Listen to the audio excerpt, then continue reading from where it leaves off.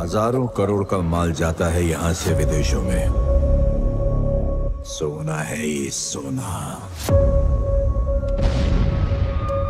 इज्जत करते हैं लोग आपकी। इज्जत नहीं करते हैं, डरते हैं सब। और डर की यही दिक्कत है कि कभी भी खत्म हो सकता है। आज की ये कहानी है एक अमेरिकन क्रिमिनल की। अमेरिका का एक ऐसा गैंगस्टर जिसे आवाम का नंबर 1 दुश्मन कहा जाता था, और उसका नाम है जॉन डिलिंजर। जॉन का जन्म 22 जनवरी 1903 में इंडियाना में हुआ था। उसे बचपन में ना सब जॉनी कहकर बुलाते थे, लेकिन जैसे ही ये जवान हुआ इसका नाम जैक रैबिट रख दिया गया था, क्योंकि ये क्राइम करने के बाद पुलिस से बहुत फुर्ती से भागा करता था। जॉन बचपन से ही छोटी मोटी चोरियां करता रहता था, जिसके बाद उसके पिता ने ना उसे नेवी में भर्ती कर दिया। कुछ महीने वहां सीखने के बाद ना उसका मन वहां नहीं लगा और एक दिन सबसे छुप कर ना वो वहां से भी भाग जाता है। फिर वापस अपने होम टाउन आ जाता है। वापस आने के बाद उसने 1924 में बड़े अपराध की तरफ अपना पहला कदम रखा। काफी समय से उसकी नजर इंडियाना के ग्रोसरी शॉप पर थी। उसने सोचा कि अब वो उस ग्रोसरी शॉप को ना अपना निशाना बनाएगा, और एक दिन मौका पाते ही उसने अपने कुछ दोस्तों के साथ उस ग्रोसरी शॉप को ना लूट लिया। पर उसकी पहली लूट में किस्मत ने ना उसका साथ नहीं दिया। जैसे ही वो ग्रोसरी शॉप लूट कर वहां से भागने लगा, पुलिस उसके पीछे पड़ी और काफी दूर पीछा करने के बाद वो पुलिस के हाथों लग जाता है और पुलिस उसे गिरफ्तार कर लेती है। जेल में रहकर वो कई चोरों से मिलता है और उनके एक्सपीरियंस को जानता है, लेकिन अब उसका मन ना जेल में भी नहीं लग रहा था। इसलिए कुछ दिनों वहां रहने के बाद वो जेल से फरार हो गया और अपनी गैंग को लेकर शिकागो भाग आया। वो सभी शिकागो पहुंच जाते हैं और वहां जॉन डिलिंजर अपनी गैंग को चोरी और डकैती के लिए ना ट्रेनिंग देना शुरू कर देता है। लेकिन उन्होंने डिसाइड किया कि शिकागो में वो कोई छोटी मोटी चोरी नहीं करेंगे, अब वो सीधे बैंक पर अपना हाथ साफ करेंगे।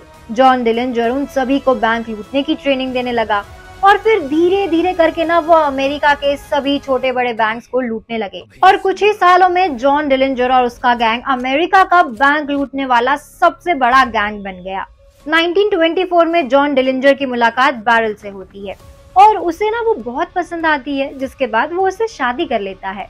लेकिन शादी के बाद उनके एक्सपेंसेस बढ़ने लगे थे। चोरी और लूट की भी कोई कंफर्म टाइमिंग नहीं होती थी। उसे महसूस हुआ कि उसके पास परमानेंट इनकम का कोई भी जरिया नहीं है। इसलिए उसने अब ये डिसाइड किया कि अब वो अपनी वाइफ की जरूरतों को पूरा करने के लिए ना एक परमानेंट इनकम का इंतजाम करेगा, और उसने खुद के लिए एक नौकरी ढूंढनी शुरू कर दी। शुरुआती समय में तो जॉन को कहीं नौकरी नहीं मिल रही थी, क्योंकि वो ना ही ज्यादा पढ़ा लिखा था और ना ही उसके पास कोई खास स्किल थी। लेकिन फिर बहुत ढूंढने के बाद ना उसे एक सोफा बनाने वाली दुकान में नौकरी मिलती है। उसका काम था लकड़ियों पर गद्दी लगाना। इसी दौरान उसकी मुलाकात कुछ बास्केटबॉल प्लेयर से होती है। उनको खेलता हुआ देख जॉन डिलिंजर का इंटरेस्ट बास्केटबॉल में बढ़ता है और वो उनके साथ खेलने लगता है। उनके बीच गहरी दोस्ती हो जाती है। 1924 में उसके ही बास्केटबॉल टीम के एक मेंबर ने उसे बताया कि हर रोज एक दुकानदार पैसों से भरा हुआ बैग लेकर ना उनके ग्राउंड के सामने से गुजरता है। पूरे दिन अच्छा खासा माल कमाने के बाद वो शाम को पैसे लेकर अपने घर जाता है। ये बात जॉन डिलिंजर के ना मन में बैठ गई थी और उसने उस टीम मेंबर के साथ मिलकर ना ये डिसाइड किया कि वो उस दुकानदार से उन पैसों को लूट लेंगे। प्लान के अकॉर्डिंग जॉन उसके बैग को छीनेगा और उसकी बास्केटबॉल टीम का जो दूसरा प्लेयर था ना कुछ दूरी पर कार लेकर खड़ा होगा, और जैसे ही जॉन डिलिंजर पैसे छीनकर उसके पास आएगा वो कार को तेजी से चला देगा, सो दैट पैसा लेते ही ना वो गाड़ी में बैठ जाए और वहां से फरार हो जाए। जॉन के पास एक पिस्टल भी थी। दुकानदार जब पैसे लेकर वहां से निकल रहा होता है ना तो जॉन उसके पास जाता है और उससे पैसे जो है वो छीनने लगता है। दुकानदार जो है वो घबरा जाता है और वो जॉन से ना हाथापाई करने लगता है। इसी दौरान जॉन की जो बंदूक होती है ना वो जमीन पर गिर जाती है और मौका पाते ही वो जो दुकानदार होता है ना वो पिस्टल को उठा लेता है और जॉन के ऊपर ट्रिगर करता है। ये देखकर जॉन ना डर जाता है और कार की तरफ भागने लगता है। इसी शोर को सुनकर चौराहे की पुलिस भी वहां आ जाती है, जिसे देखकर कार में बैठा जो बास्केटबॉल टीम का प्लेयर है ना वो डर जाता है। उसे लगता है कि अगर पुलिस ने उसे पकड़ लिया तो उसका करियर खत्म हो जाएगा, साथ ही साथ उसे जेल में भी डाल दिया जाएगा। इसी डर से वो कार लेकर भाग जाता है। लेकिन जॉन जो है वो पुलिस की गिरफ्त में आ जाता है, जिसके बाद जॉन को कोर्ट 20 साल की सजा सुना देता है। जेल में उसकी मुलाकात हैरी और होमर से होती है। साथ रहते उनके बीच ना अच्छी दोस्ती हो जाती है। इसी दौरान 1933 में जॉन की सौतेली माँ की मौत हो जाती है, जिसके बाद उसे कुछ समय के लिए ना कोर्ट द्वारा बेल मिल जाती है।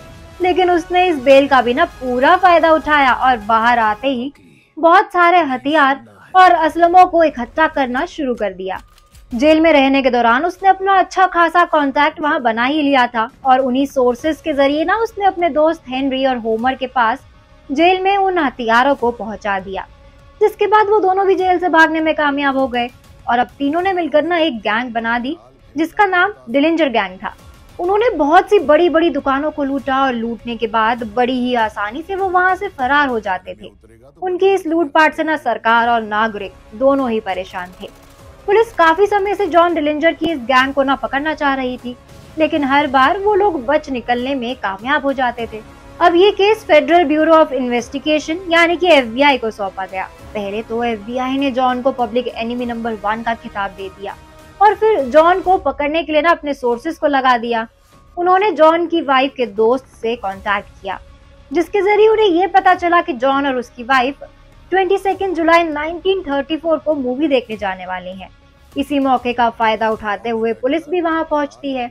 जॉन शाम को अपनी वाइफ के साथ जब मूवी थिएटर से बाहर आता है तो सामने खड़ी पुलिस मौका देखते ही उस पर फायरिंग शुरू कर देती है और बस इसी तरह अमेरिकन पब्लिक के इस एनिमी की मौके पर ही मौत हो जाती है। बताया जा रहा है कि इस बार KGF 3 में सुपरस्टार यश जॉन डिलिंजर का ही किरदार निभाते नजर आएंगे और फिल्म में उन्हीं की कहानी को दर्शाया जाएगा। और ऐसी ही एक माफिया की स्टोरी से इंस्पायर्ड होगी KGF 3 की स्टोरी और आज की हमारी ये कहानी यही होती है खत्म। आपको ये कहानी कैसी लगी हमें कमेंट सेक्शन में जरूर बताएं। आज के लिए बस इतना ही।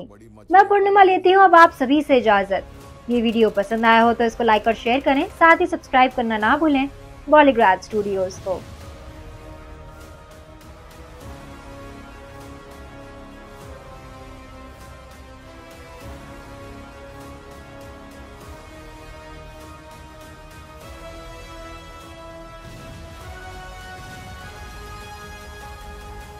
रॉकी अभी जिंदा है।